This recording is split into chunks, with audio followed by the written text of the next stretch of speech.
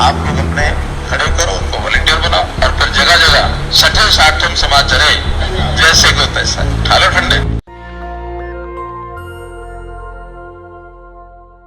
नमस्कार, मैं मोहम्मद फैसल और आप देख रहे हैं नेशनल दस्तक। हम आह भी करते हैं तो हो जाते हैं बदनाम, वो कत्ल भी कर दे तो चर्चा नहीं होती। जी हाँ, आर्यन खान पर दिन रात डिबेट करने वाले लोगों ने अडानी पर मुंह खोलने को तैयार नहीं थे।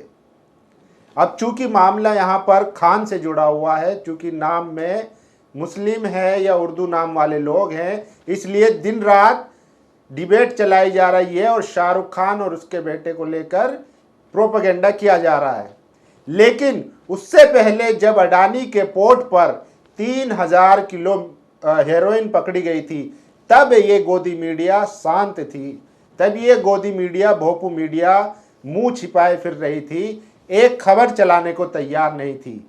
अगर हमारे पास आज सोशल मीडिया ना होता तो हमें कभी पता नहीं चलता कि अडानी के पोर्ट पर 3000 किलो से ज़्यादा हेरोइन पकड़ी गई है, जिसकी कीमत 19,000 करोड़ से ज़्यादा थी।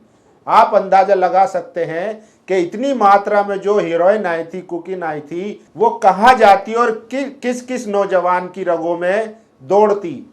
लेकिन गोदी मीडिया उस पर बहस नहीं करेगा, उसको नहीं दिखाएगा, सवाल नहीं पूछेगा।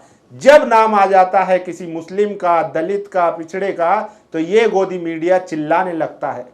कल जिस तरीके से लखीमपुर खीरी में किसानों पर गाड़ी चढ़ाई गई, किसानों को कुचला गया, उसके बाद जब किसानों ने रिटेलिएट करते हुए गाड़ी में आग लगा दी, तो गाड़ी में जो आग लगाई उसको खबर बना दिया गया, उसको हेडलाइन बना दी गई। लेकिन जिन्होंने गाड़ी चलाई, जिन्होंने जानबूझकर किसानों को कुचला, उस पर किसी ने बहस नहीं करी। रात भर यही बहस हुई कि ये उपद्रवी, ये आतंकवादी जो पिछले 9 महीनों से किसानों के लिए नाम चल रहा था, टेक चल रहा था, वो रात भर चलता रहा। सुबह जब आंखें खुली तो अखबारों ने भी वही छापा कि उग्र किसानों ने कारें जलाई।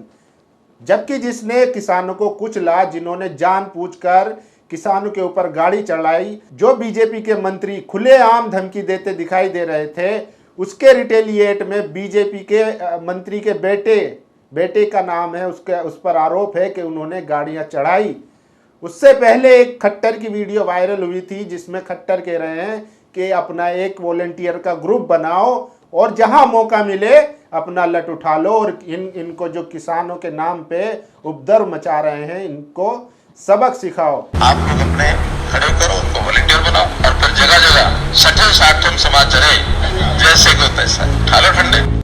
तो इससे क्या संदेश जाता है?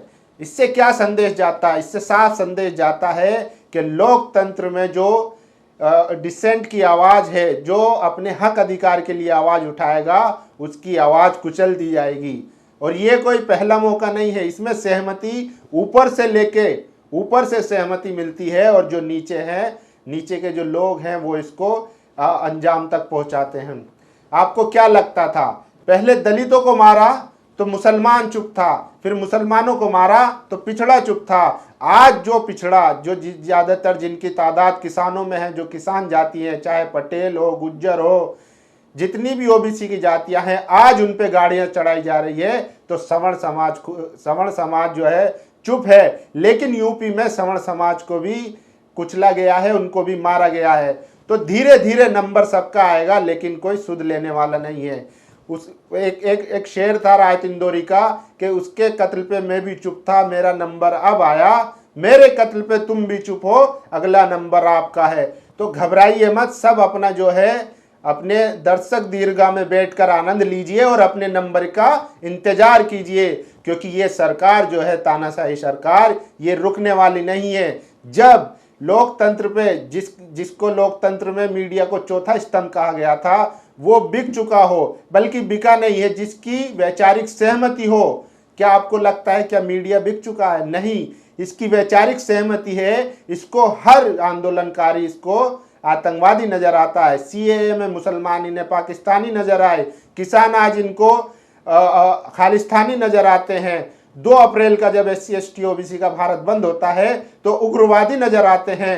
और जो आदिवासी अपना प्रोटेस्ट करते हैं तो इनमें नक्सली नजर आते हैं। तो ये मीडिया जो है वैचारिक तौर पर बीमार है, और जो आरएसएस की आइडियोलॉजी है, जो आरएसएस के बंदे हैं, वही लोग मीडिया में बैठे हैं। इसीलिए आर्यन खान पर डिबेट होती है दिन रात, लेकिन अडानी पर डिबेट नहीं होती। बल्कि आर्यन खान जिस क्रूज रेव पार्टी में वो पकड़े गए हैं, जिनको हिरासत में लिया गया है, डिटेन किया गया है, अभी उन पर आरोप साबित नहीं हुआ, ये भी साबित नहीं हुआ कि उन्होंने ड्रग्स लिया है या नहीं लिया है, उनसे पूछताछ चल रही है। लेकिन उनके ऊपर एक एक घंटे का शो चलता है। लेकिन जिसके पोर्ट पे 3000 किलो से ज़्यादा हेरोइन पकड़ी गई, उस पे ये गोदी मीडिया मौन हो जाता है, ये गोदी मीडिया नमस्तक हो जाता है अडानी के सामने।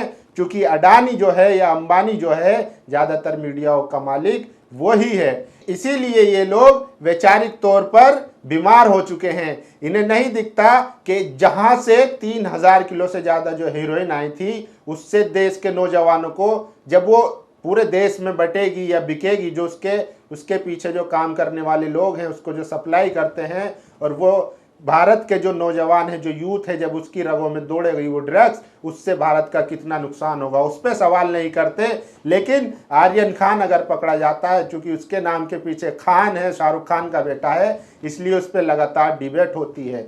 होनी भी चाहिए, चाहे शाहरुख खान हो, चाहे आमिर खान हो, चाहे नरेंद्र मोदी हो, चाहे अडानी हो, सवाल सबसे होना चाहिए। अगर कोई अपराधी है तो उससे सवाल पूछा जाना चाहिए, उसको कोर्ट में ले जाना चाहिए, उसके खिलाफ कार्रवाई होनी चाहिए। लेकिन अगर आप नाम देख के कार्रवाई करेंगे, सिर्फ नाम की बुनियाद पर, उसके धर्म की बुनियाद पर आप उसको टारगेट करेंगे, तो ये लोकतंत्र के लिए खतरा है, और लोकतंत्र हमारा इससे कमजोर होगा। आसाम में जो हुआ था, आसाम में मुस्लिमों का नरसंहार कर दिया गया, तो लोगों को लगा कि मुस्लिम है, छोड़ दो, इनके तो आए दिन यही होना चाहिए इनके साथ।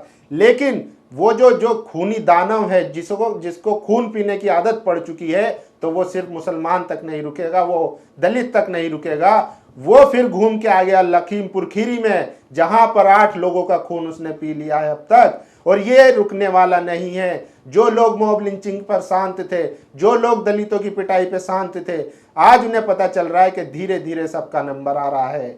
अभी यूपी में गुप्ता जी को मार दिया गया, क्योंकि उन्होंने पुलिस से सवाल करा था कि आप मेरे घर की तलाशी ऐसे कैसे ले सकते हैं। तो जो सवाल करेगा, जो सत्ता से सवाल करेगा, चाहे वो गुप्ता हो, मिश्रा हो, दलित हो, आदिवासी हो, मुसलमान हो, उसको मार दिया जाएगा। क्योंकि ये दानव जो है, ये खूंखार जो भेड़िए हैं, इनके मुंह खून लग चुका है। मुसलमानों के खिलाफ दलित, पिछड़ा, आदिवासी को इस्तेमाल करते हैं, और दलित, पिछड़ा, आदिवासी के खिलाफ प्रशासन को, पुलिस को इस्तेमाल करते हैं। और जो मिश्रा, तिवारी और जो ये मंत्री बन के बैठे हैं, ये अपने लड़कों से कहते हैं, जाओ इनके ऊपर गाड़ियां चढ़ा दो, इनको कुचल दो, कोई तुम्हारा कुछ नहीं बिगाड़ सकता, क्योंकि आज हम सत्ता में हैं। ये हालात हो चुके हैं आज इस देश के। लेकिन कोई बात करने को तैयार नहीं है। और जो सत्ता में जो इन्फ्लुएंसर लोग हैं, जिनकी बात में दम है, वो लोग आज जो है बड़ी बड़ी बिल्डिंगों में बैठकर स्कॉच पीते हैं और ट्वीट तो करते हैं, लेकिन सड़कों पे उतरने को तैयार नहीं है।